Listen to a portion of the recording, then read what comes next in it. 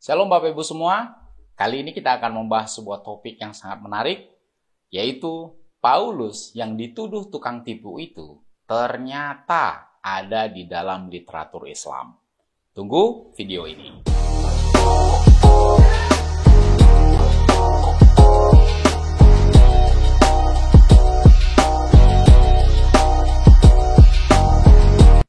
Seperti yang kita ketahui bersama, khususnya dari saudara-saudara kita yang dari Islam, mengatakan bahwa Paulus itu memiliki predikat yang buruk.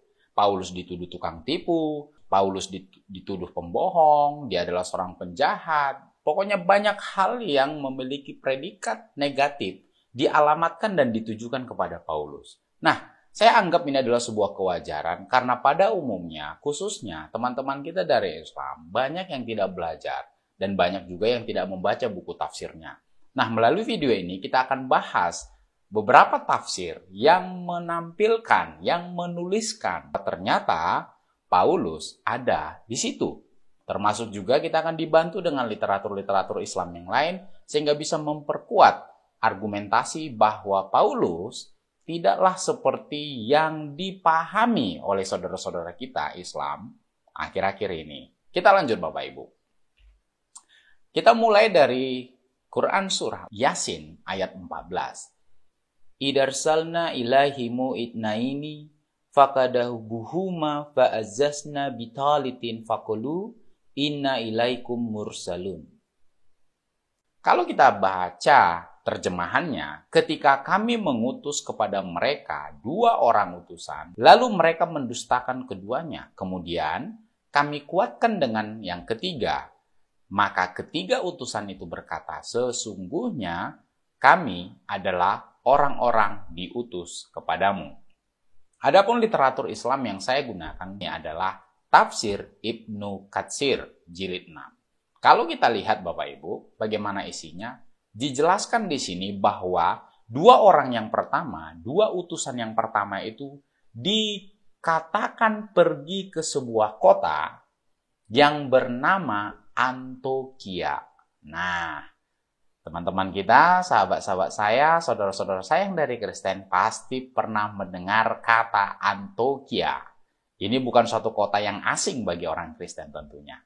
Nah, di sini langsung kita lihat saja Bapak Ibu. Dijelaskan di situ Ibnu Abbas, Ka'ab al-Ahbar dan Wahb bin Munahbi berkata yaitu kota Antiokhia. Nah, dijelaskan lagi Ikrimah, Qatadah, dan Az-Zuhri bahwa itu adalah negeri Antiokhia. Jadi ada kata Antiokhia sebagai kata kuncinya. Nah, ini akan menjadi sesuatu yang mengejutkan buat kita. Berdasarkan tafsir Quran juga yang saya singgung di video sebelumnya, kita menggunakan tafsir At-Tabari. Nah, dijelaskan di situ adalah negeri Antiokhia. 2 kitab tafsir yang berbeda memberikan sebuah penjelasan yang sama bahwa utusan itu pergi ke Antiokhia. Nah, Bapak Ibu, kita lanjut. Untuk mengkonfirmasi itu, saya pakai terjemahan dalam bahasa Inggris. Saya menggunakan tafsir Ibnu Katsir dalam bahasa Inggris. Nah, dijelaskan di situ bahwa Ibnu Ishaq reported that it was the city of Antioch. Jelas ya, Antioch. Jelas. Nah, dalam tafsir Quran Ibnu Katsir, aplikasi Android, dijelaskan di situ 2 nama Rasul yang diutus ke Antiokhia. Yang pertama adalah Syamun, yang kita bisa kenal dengan Simon, dan Yuhanna, yang kita kenal dengan Yohanes. Dan ini, nama Rasul yang ketiga adalah Baulus. Dan nama negerinya adalah Antiokhia, yang sama dengan kita bilang tadi di awal, Antiokhia. Jadi ada 3 nama rasul yang sudah disebutkan dalam tafsir Ibnu Katsir Bapak Ibu. Dalam bahasa Indonesia terjemahannya langsung menggunakan kata Syamun atau Simon, Yuhanna itu Yohanes, dan Baulus. Dan mereka diutus 3 ke Antiokhia atau Antiokhia. Dalam terjemahan bahasa Inggrisnya menggunakan kata bulus. Nah, siapa bulus ini Bapak Ibu? Sebelum kita sampai kepada kesimpulan yang terakhir, kita harus lihat dulu di dalam teksnya. Coba kita lihat ke Alkitab dalam bahasa Arab Bapak Ibu.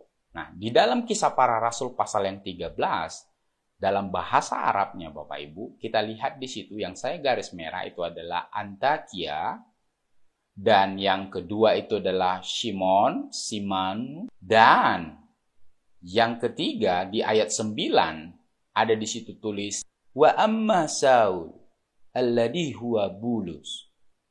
Saul alladhi huwa bulus. Perhatikan kata bulus. Anda lihat, kata bulus muncul di dalam Alkitab bahasa Arab yang merujuk kepada Paulus. Jadi sudah clear Bapak Ibu?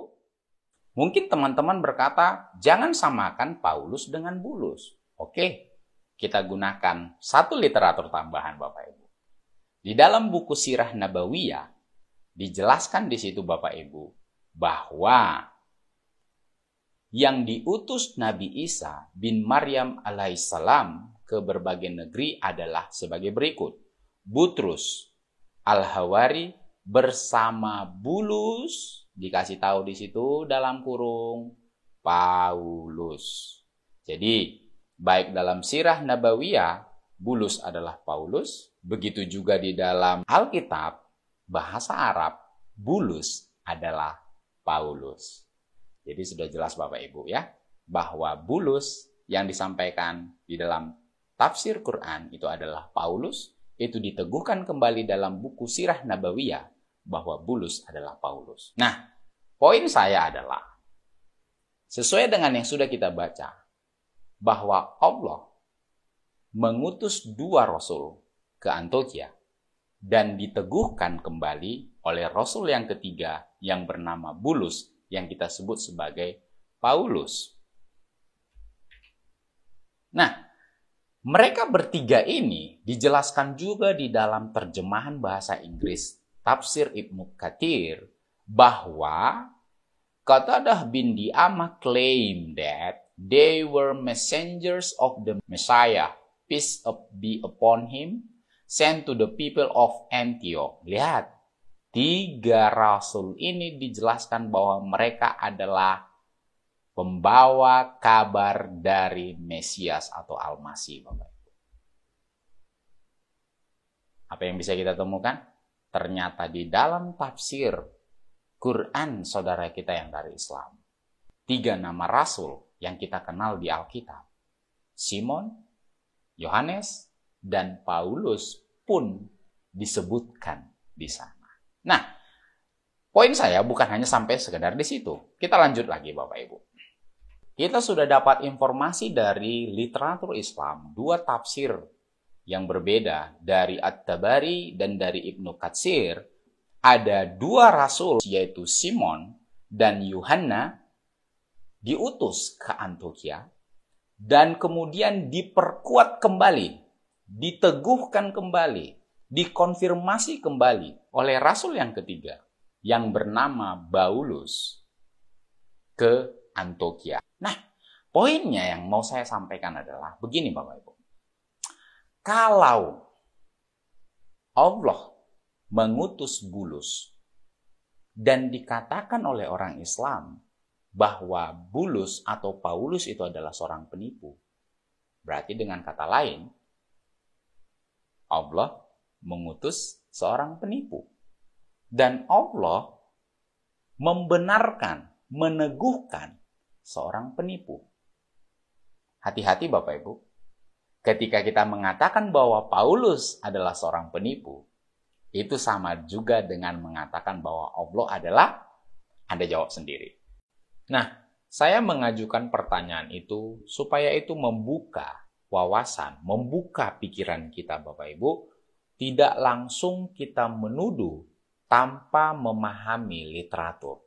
Karena akan sangat disayangkan sekali mengatakan sebuah tokoh dengan predikat yang buruk tanpa memahami dari teks kita sendiri bahwa sebenarnya tidak seburuk yang kita bayangkan. Nah, ini yang berbahaya. Banyak saudara-saudara kita yang memiliki pemahaman yang kurang tepat terhadap seseorang yang bernama Paulus. Karena didasari tidak membaca tafsir atau mungkin tidak belajar yang sesungguhnya seperti apa dalam literatur Islam.